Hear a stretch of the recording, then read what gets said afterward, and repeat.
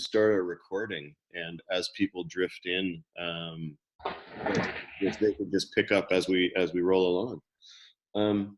So I'd like to start off. I mean, these conversations tend to be fairly informal, and I think we all know Jack. He's written a ton. He's written prolifically. He's been around the principles for 30 years now, Jack. Is that right? 30 plus? No, 30 minus. 30 minus.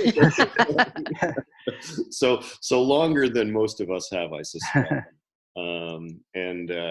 We were just talking a little bit about a retreat to Peru that Jack did, and I know that there's a mentorship program coming up. And maybe if we can save some time at the end, you can give us a couple of details on that. I know it's 10 months long. So let's get started. I want to say that this book, in my opinion, is among the best books, the best principle books I've read. And I've read a number now. And I think it is right up near one of your best works, Jack. The way, to me, it's almost two books in one.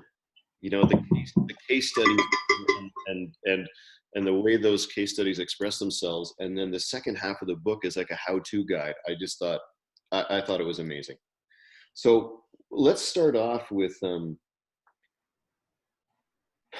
what would you, with all the writing that you've done and all the teaching that you've done, Jack, what would you like people to take away from your body of work?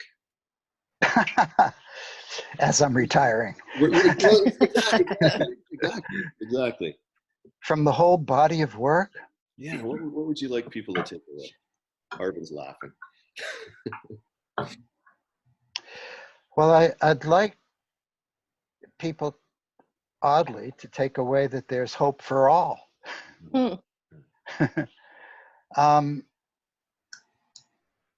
When people are stuck, when they're in the depths of despair, when they're in circumstances that most of us would say are really extremely difficult, and it's hard to see your way out, and you know that there always is hope, and there's always hope for two reasons. One, thinking changes. And I would add to that, we're, as Sid always used to say, we're only one thought away from, what he meant was from getting a new insight that changes everything for us. And the other hope is that we already are that perfect spiritual essence that's inside of us, connected to the oneness of all things. And no matter how crazy our thinking gets, nothing can destroy or harm that. So at any moment, everyone is able to drop away from their thinking, and they automatically drop into the place that they never left. that who they really are, that never really left them. It just gets covered up. So those things are the hope for everybody, no matter what their circumstances. Yeah, well said, Jack. So I made a few notes, and we'll see. I'm going to ask a question or two more, and then I think we'll open it up to questions. Looking at the case studies, they are, a lot of people use case studies to illustrate the principles, or to present the principles. And these ones, to me, felt like they were more raw, they were more gritty than most of the other ones that I've met. There was a realism to them that I found quite touching. What is it that you think enabled people in those circumstances to have the monumental shifts that they did? Is there, if there's a common thread there, what would it be?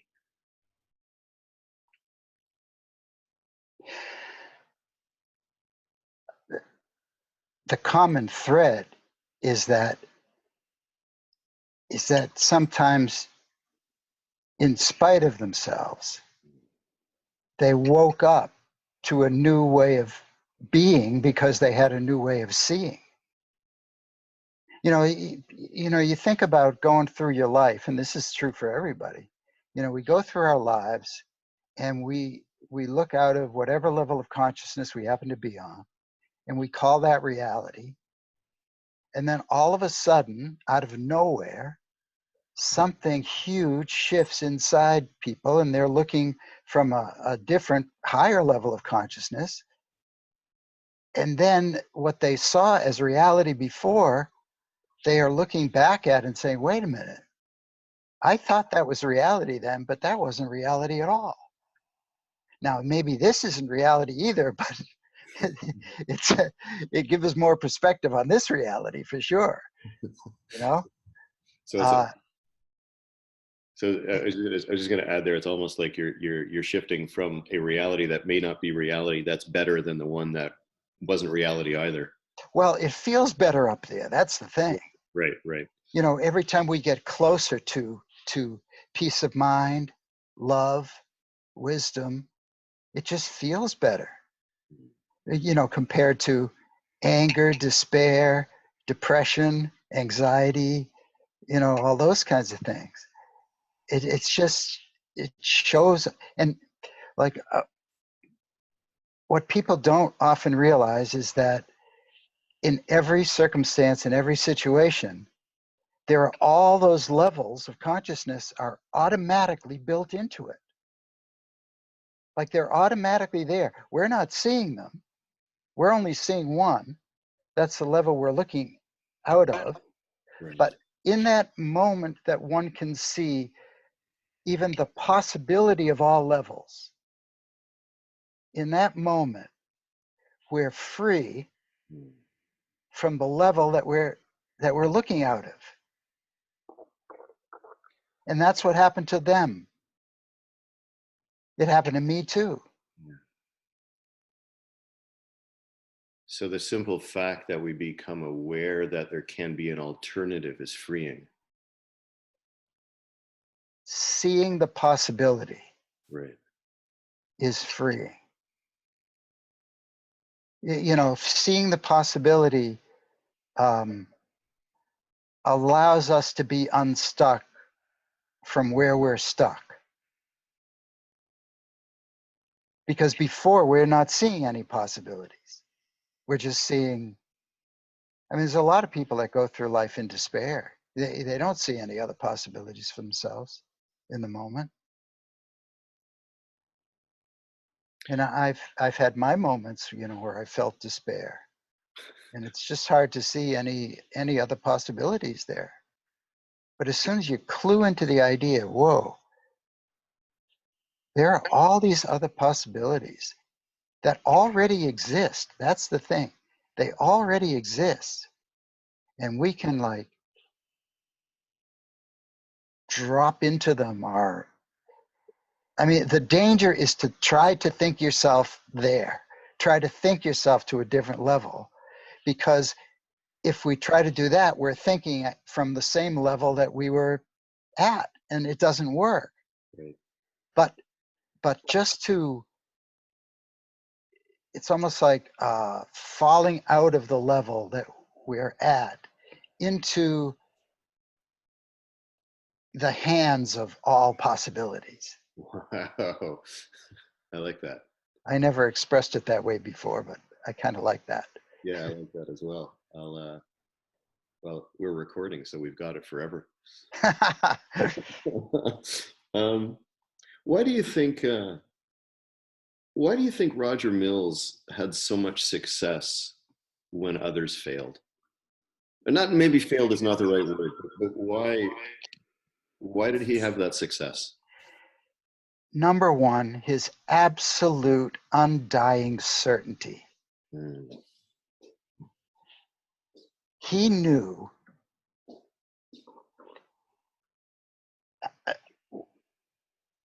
how he changed. Like he really changed as a result of talking to Sid, or listening to Sid, I should say. or hearing Sid, you know. And he knew. Jack, sorry, just one second. Can we get everyone to mute themselves, please? And maybe hold on. Can I mute?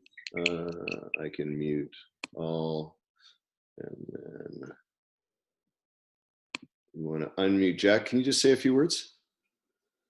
Oh, hold on a sec. You're muted now.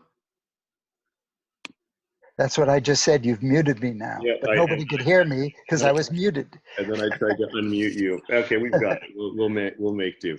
Yeah. Where was I? That's Roger. There we go. Yeah. So he knew how he changed. And he knew that it was universal. So that everybody could change. So it didn't matter to him. It didn't matter to him what kinds of craziness were going on in these communities that he went into. He was actually, I always thought it was unbelievably courageous. But he was just oblivious to any of the danger. I remember reading about that in Rogers. I don't have it here. It's his green book, and he talks about someone is talking about him going up to people on street corners, like dealers, and just without any cause or any concern at all. So I guess that certainty is where his ability to do that came from. Yeah. Plus, not just the certainty. And this is a lesson for all of us. No matter what craziness was going on in their lives, or no matter how badly they were treating him, he saw straight through it to their health. Right. And he had this idea of course they're going to be treating me that way, given the fact that they're thinking that way. Right. Of course. Therefore, it didn't have anything to do with him. Like he wasn't going to take that personally, because he was just seeing that that's what happens when people think that way, and they think that's all there is. Right. So knowing that freed him to be himself when he was approaching these people. He could be himself totally because he was no longer self-conscious like that. Like he didn't, this is a weird thing to say, but he didn't bring himself into the housing projects. Right. Well, that's he didn't bring his ego into the housing projects. If he did, he would have failed. Well, that resonates a lot, and certainly in the teachings that I've heard from you about, being an empty vessel and not carrying the ego with you in conversation. It's fascinating. And it's even beyond that. It's not carrying the ego with you no matter what happens. Right. Like no matter what happens. All we can do in going into a community or an organization or whatever is our best. That's it. That's all we can do is our best. Yeah, and I guess as long as we, or when we can see that other people are also doing their best, there's an equalizing aspect to that. That's true. Absolutely. Listen, let me, I got one more question. These are flowing really nicely, actually. And then we'll take some questions. What, for people, I'm going to assume that everyone in this call has on some level or another been touched by their principles or has uncovered them in their own way. What advice would you give, Jack, to people that are out there that have been touched, have had their lives changed, and now want to go out and share? Well, first of all, I wouldn't give advice. Fair. Okay. Yeah. Very, very poor choice of words. Yeah. But I would say, Sid, from the very beginning, he knew that the best way to learn this for oneself would be to give it away to others. Right. To be of service. Now, if we have it in our minds that we want to be of service, and it doesn't really matter how much we flounder around in attempting to be that for other people, because all we're attempting to do is being that for other people. It's when people start getting into this ego thinking about, people are paying me, I'd better deliver, and they start getting insecure about that, or they get thoughts like, how much money should I charge, or all that is extraneous to being of service. And when we have being of service in our minds, the rest of it takes care of itself. It just kind of falls into place.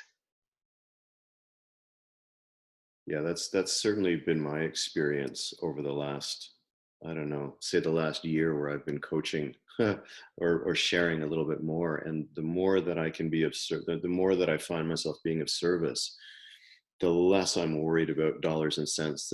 Like none of that all just takes care of itself, exactly as you said. It just flows. Yeah, and the notion of being of service is really pure, you could say. And so whatever it is that we have to offer, when we're of service, we just offer whatever we can see that hopefully out of our listening to them, hopefully out of seeing, realizing what worked for Roger Mills. And that's actually how I came up with these four, there's no good word for them, but components or whatever to the helping process, because Roger went in his health. He went in living through the eyes of the principles for himself. So that's like essential for us. He went in knowing that people's minds were going to be like scrambled, or like, have all this kind of thinking. So the idea is, how can you get their thinking to relax? So he would have fun with them. How do the fun equals relaxed thinking? The kinds of things that we hold on our mind just tend to break up a little bit. They loosen their grip. He went in listening to people, really listening to them deeply. That's what we want to do. And he only talked about the principles in the way that came out of his listening, and so that where they could hear it. That's like starting where people are at. Right.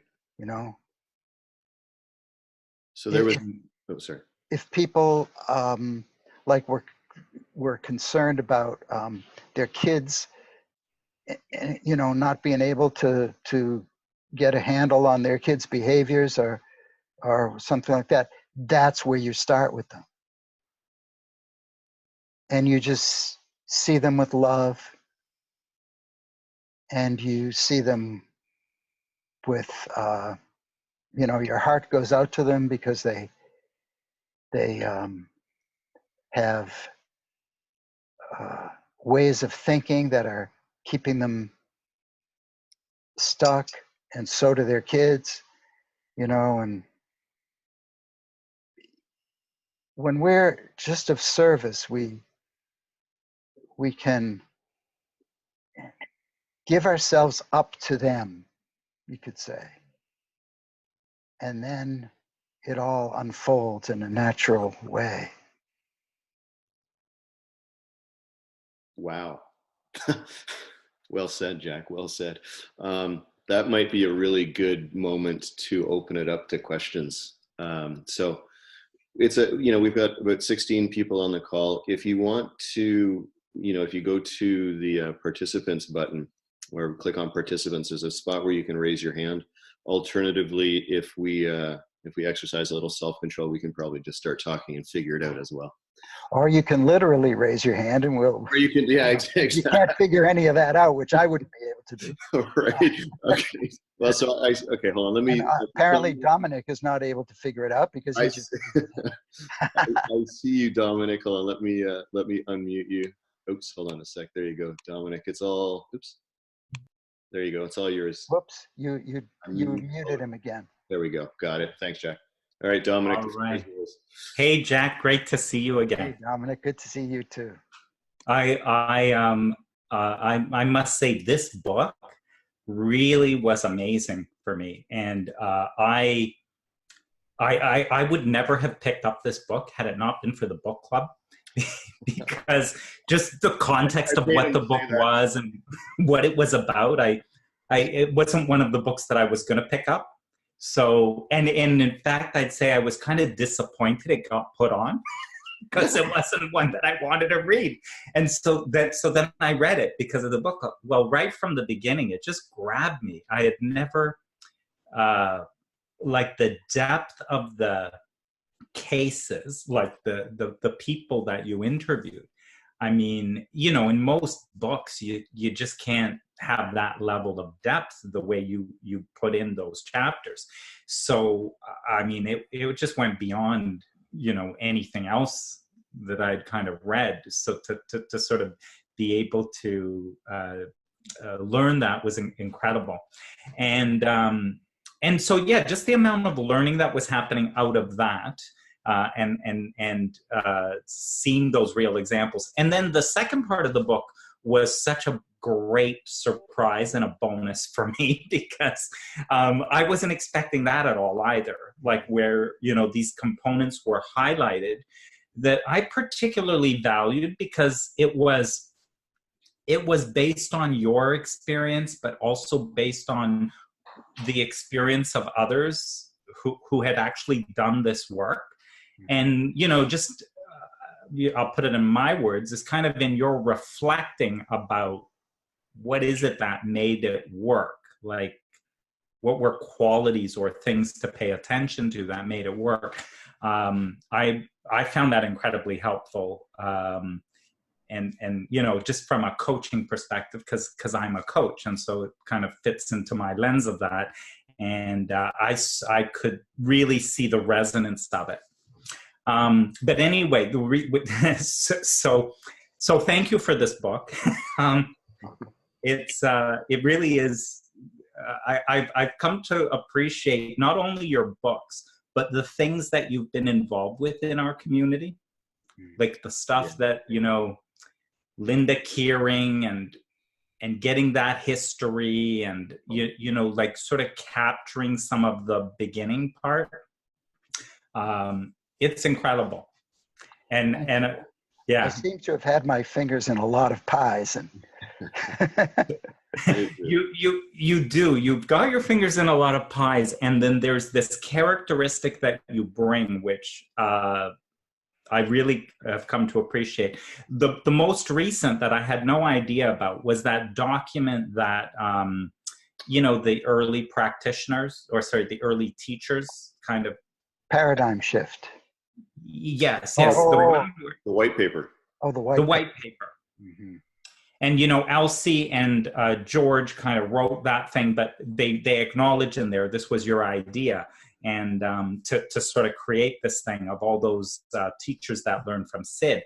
And again, when I didn't know that, I had seen that paper before and I kind of had read through, but I missed that part.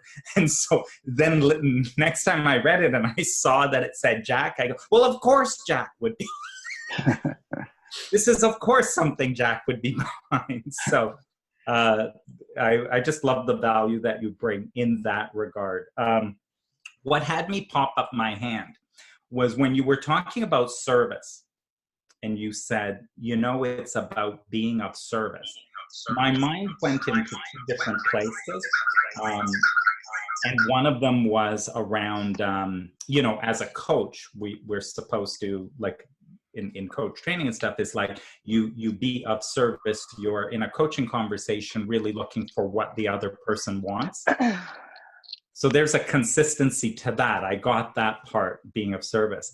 But then I was thinking, like, when you were describing Roger and what was going on, is there was this documentary I watched on Netflix about, there's this black man in the South who kind of joined or got involved with the KKK. I don't know if you know that whole story.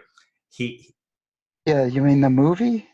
Yeah, there's a movie, but Yeah. no, but it's a documentary. So Okay. This guy, so he's a black man, and he couldn't understand how people could hate him when they didn't even know him. So he kind of got curious about the KKK, and he would go around and kind of befriend people.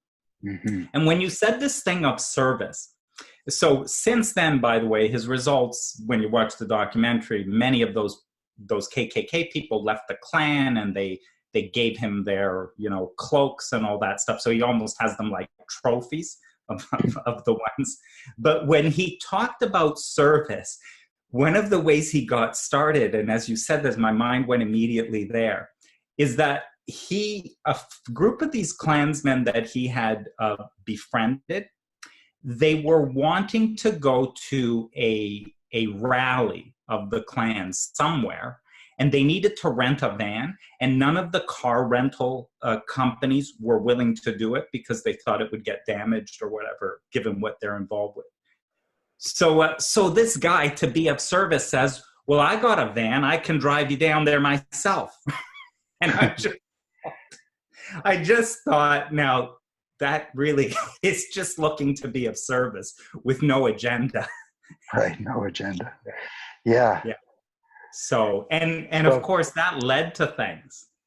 Obviously it led to conversation. Yeah. Obviously it led to people getting to know each other. And like, who would have thought, right? Who would ever believe that could be the way to be in with that, and the way to influence something there? Yeah, it's a great example of thinking changing, even when it looks intractable. Right. So thanks So you for got to that. trust. Yeah. Like, you got to trust in being of service, even when you can't see how that would actually help or lead to something. Mm-hmm. Yeah. Great point. Great point. Thank you. Yeah. Thanks, Jack. Yeah. Any other questions? Thanks, Dominic. Jessie Lynn. Hold on. Can you, here, I'll get you. There you go, Jessie. No? Hold on. Okay. There we go. Oh, there you go. I'm good. Can you hear me? Yeah. Okay. Thanks, Jessie. So I'm going to echo Michael and Dominic's words about the book. It blew me away. I just, it wasn't what I was expecting. And just from the beginning of it throughout, like, I loved the case studies. I loved how you could I could hear the people, I had this vision of the people just from the way that it was written, and it was written so verbatim as well. So I thought that was amazing. I loved the second part too, because I was disappointed when the part one ended. I was like, oh, and then I was just like, but then part two started. I'm like, oh, this is cool. But in part two, when you had that conversation with, I think his name was Khalil. Yes, I remember that well. So what I loved in that was that when you went home that night, you saw something, and you went back the next day and you had another conversation. How was that received by Khalil and the rest of the people? Beautifully. And I knew it would be, because it was a new insight from me. So I brought it in, and I was coming from my heart about it. And what I've noticed is, whenever we come from our heart, it's usually experienced very well. The only time it wouldn't be is if other people have other thinking that prevents them from taking it in pure. But most people can tell, when you're coming from your heart, they can tell. And by the same token, people can tell when we're talking from our intellect or something like that. Did Khalil see something different the day after you kind of told him about your insights? Did he see something different? Yeah, I think, it was a long time ago. So, all I really could remember of it is what's written there. Yeah. But I remember his whole demeanor changed, and that means something. Yeah. Because it was such an amazing insight that you had, like it was one of these things, because when I read it, I was like, oh my God, this is like, wow, so I can just imagine being in that moment and being in that conversation must have been really powerful. It really helps to be humble. Yeah. Like if we have a new insight that makes us think, wait a minute here, the way that I've been going about this is just totally off. Or wait a minute, I thought I was listening, but I'm not listening at all. I haven't been listening at all. You get an insight like that, and it's like, whoa. And as long as people are real, with what they're bringing to the table, way more often than not, it's going to be heard and felt, and people are going to respond. I thought one of the questions that you asked, kind of on that kind of going vertical versus horizontal, when you said like what bothers you about that or something, I can't remember the exact words. I thought that was really a great question as well, because it's so simple, but it really does kind of scratch the surface and open up a little window for opportunity for kind of digging deeper. Well, it's interesting because that question just came to me in the moment. I didn't plan on asking it. And the reason it came to me is because I think I've started to get used to seeing things on a vertical level. When we see things at a horizontal level, just in case people have no idea what we're talking about, if people see things on a horizontal level, okay, so we're looking out of a certain level of consciousness. And, we think about what can be done at that level. And anything you come up with, like you can talk about the history of how you got there. You can talk about what you're planning to do afterwards. You can talk about how you're feeling when you're there, the kinds of thoughts that you have when you're there. All of that is from the same level of consciousness. It's kind of like on a horizontal plane. The idea is to help people take a step back from that so that they can see a different plane. Like there's always a different plane. And when we're on a different plane, things just look different. So what questions can we come up with that help people call what they're saying is reality into question? That's what if I'm coaching somebody or working in a community or working in an organization, if I can, first of all, it's like something's puzzling me about what they're saying. So I want to get them puzzled about themselves. So it's something that doesn't compute. So if they can get puzzled about themselves and call their own reality into question, that's when we I think tend to make progress with people.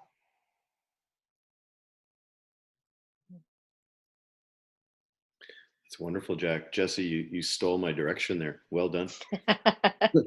I was just going to ask Jack to expand a little bit on that horizontal and vertical approach. There's something that struck me, Jack, and you address it in the book, and it's in the second half. It's from 186, and you address it later, and I can't see where, but or maybe it's just above. What we're listening for is the fundamental assumption that keeps them stuck or in bad habits. With a clear mind, we might realize, oh, I see what they don't understand. I see what they're missing. On the surface, this may sound like a contradiction. Aren't you holding something on your mind by trying to find the assumption? But it is not. All we are doing is setting an intention to see it, then taking it off our minds and forgetting about it. Can you talk a little bit about setting that intention and then forgetting about it? Like what does that encompass? Yeah, like I do this a lot in my life whenever I come upon a problem. So the solution is not apparent to me. Yeah, I've got a problem, the solution is not apparent. So I will ask of universal mind, or people can ask whoever they want to ask. And I'll say something like, I would like to see my way through this, or I would like to see, what the best approach would be in this situation, or I would like to see, I'd like to get an answer to this, or something like that. So that sets our intention. Right. And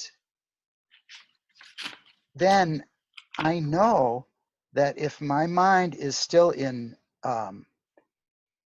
if I'm still experiencing the problem by keeping it on my mind, then I'm not going to be able to hear anything new, because my mind, the way that it is not going to allow anything in.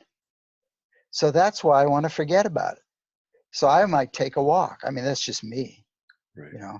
I might take a walk. So I've set the intention, take a walk, and just get into, clue into nature or whatever's going on around me.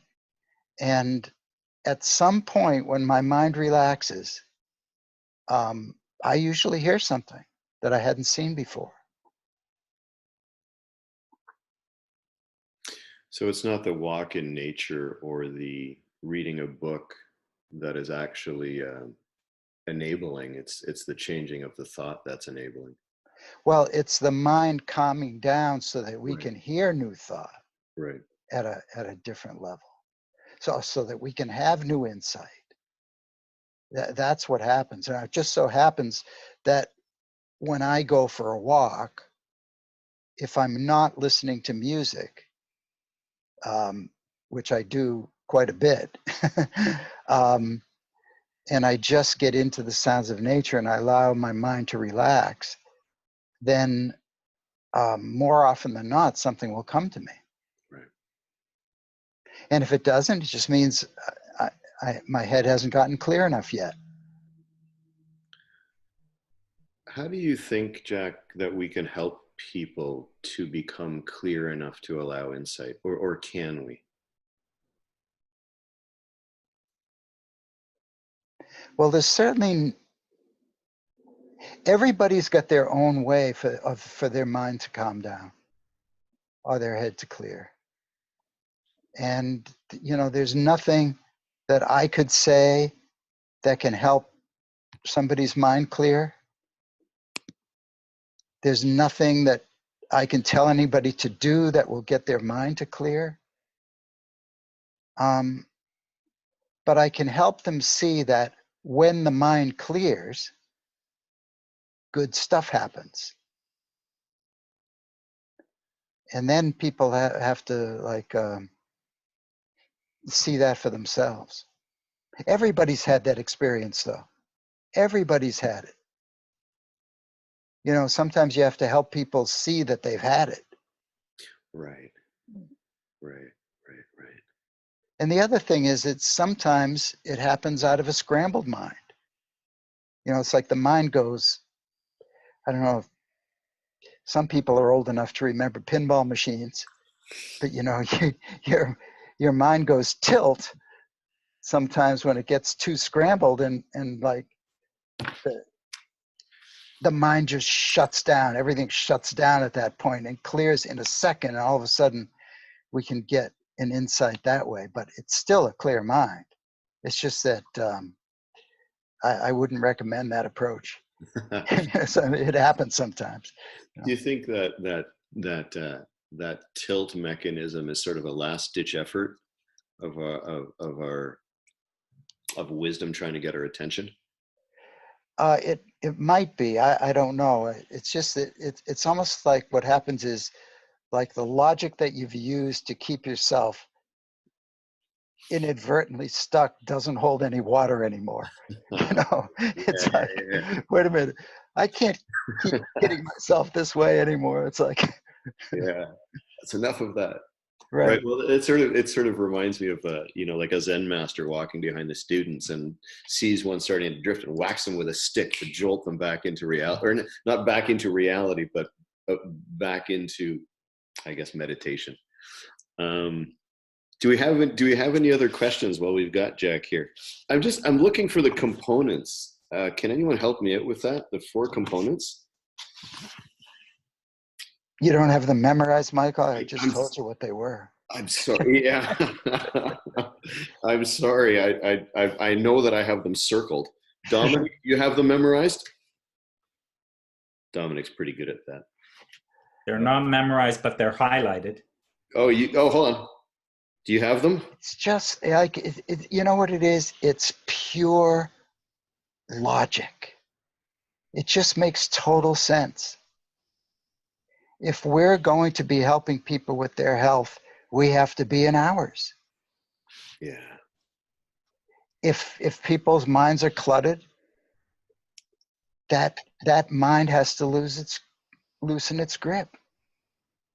If you know, we need to listen really, really deeply to see what's beyond their words, to what's really going on.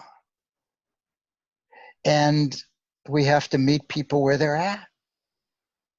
How do you so this is a personal question here from my little bit of coaching experience, but how can we differentiate between cluing in beyond their words and thinking we know what to say?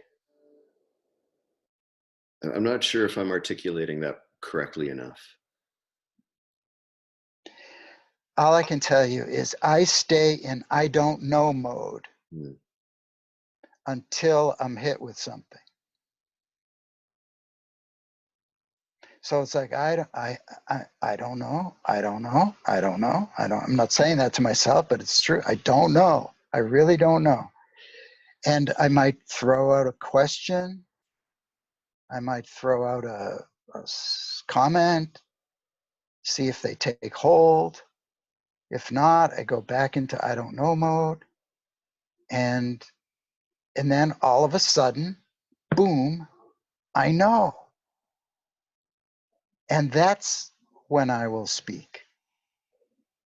And I won't, except for like,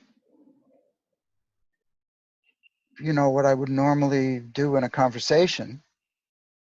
I'm not going to do anything that interferes with my listening. Everything that I'm throwing out is for the purpose of my listening deeper. And then something goes, boop. I hear something and I'll put it out there. Like the other day, I was doing a coaching session with somebody, and this guy was really messed up in his mind. And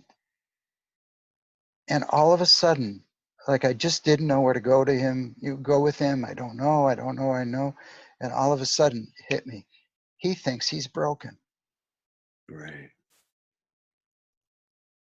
And so I said that, and he got really, like, he knew it was right.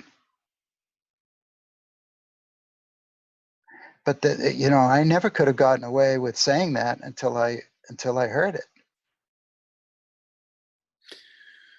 So when it comes from your truth or from love or from service, there's just a felt difference between when it's coming from the ego or from your intellect. Yes, a felt difference is a good way to put it. And, you know, we can learn so much about coaching by really seeing what it was that affected those people that I interviewed in that book. What affected them?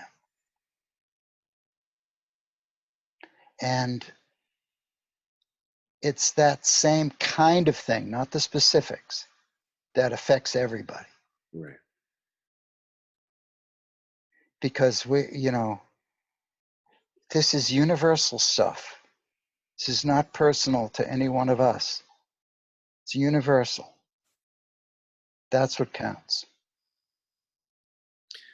Is there one?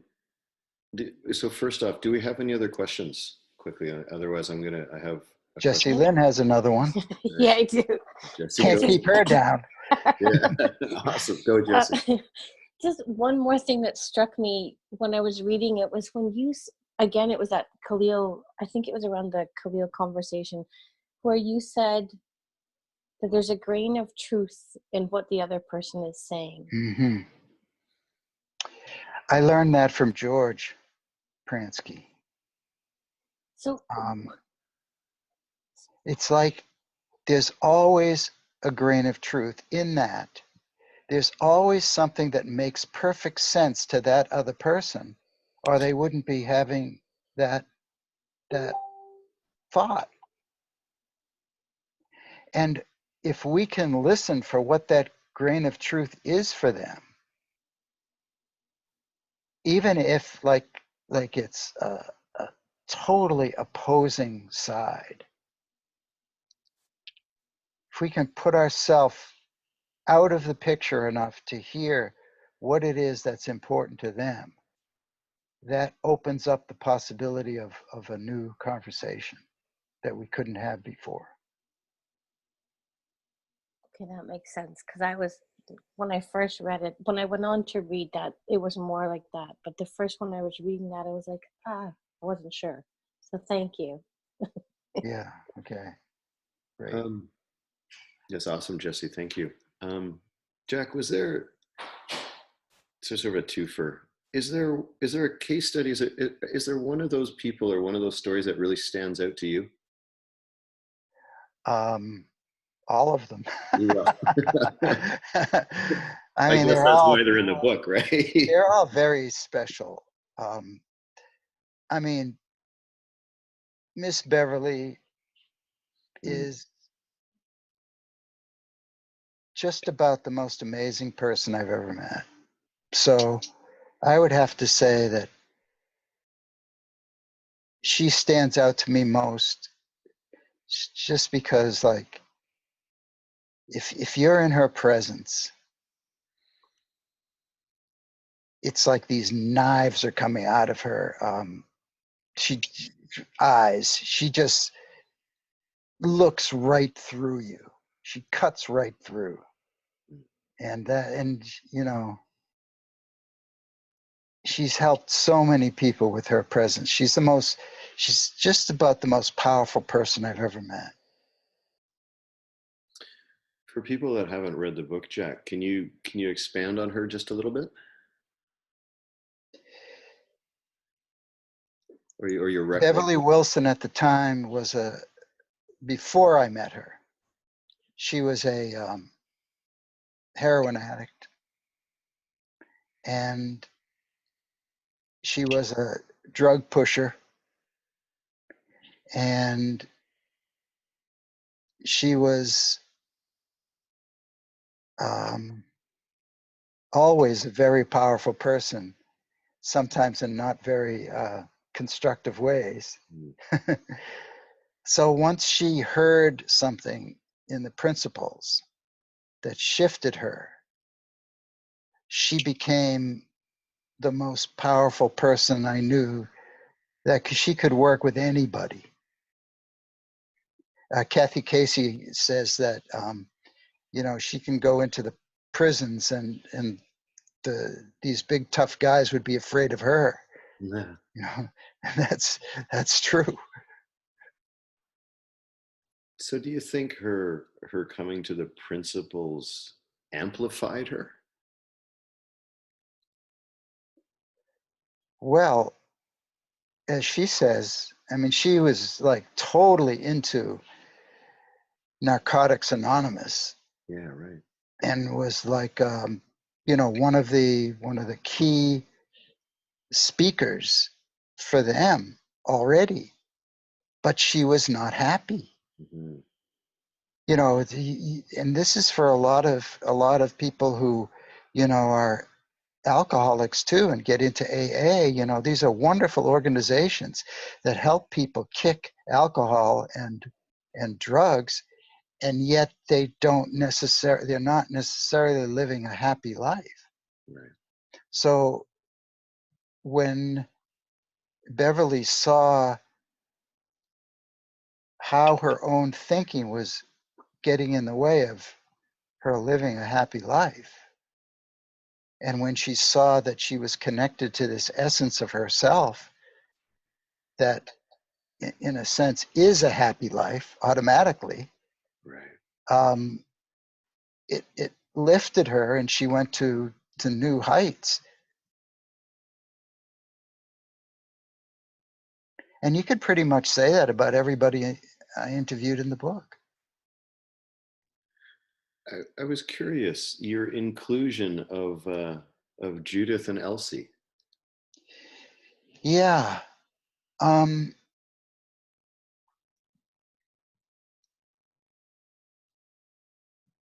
Well, the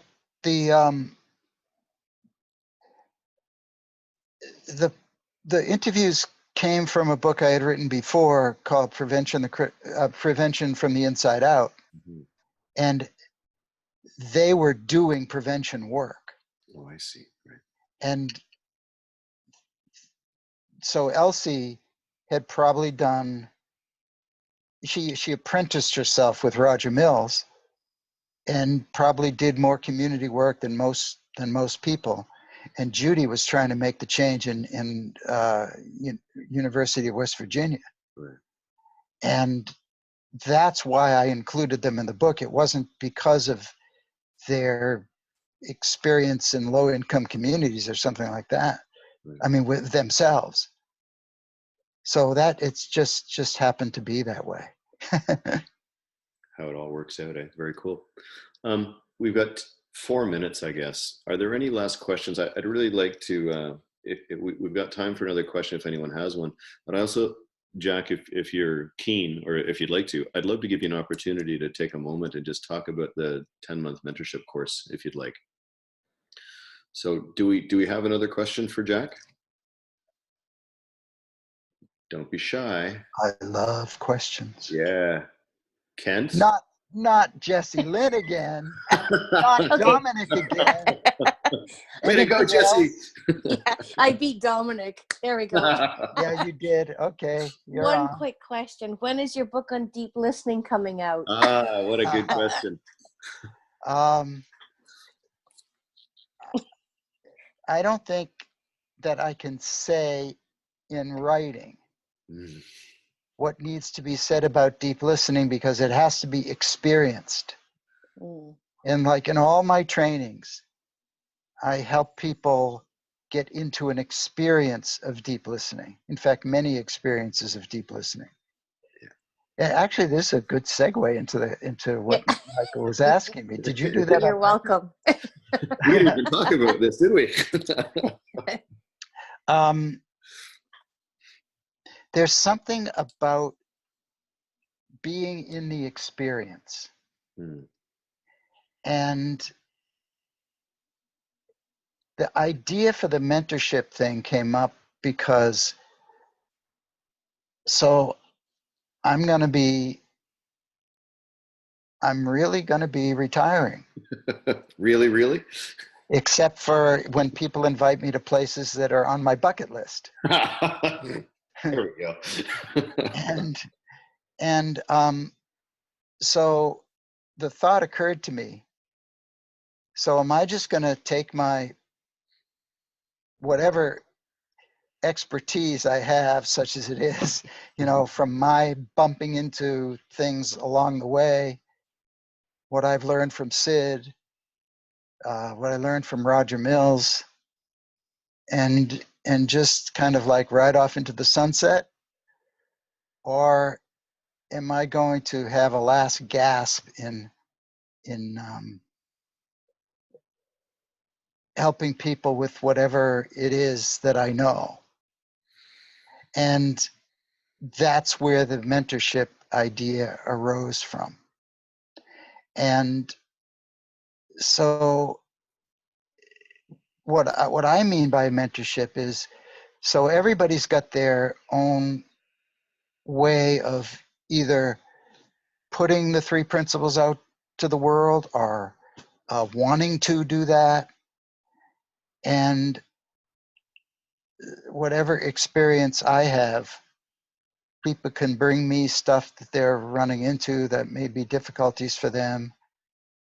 And, we can deal with that. And, I can help with, each one of those four components is really an art. Which I still haven't found. You don't need to, Michael. Yeah, no, I know. They're in you anyway. Yeah. And like, what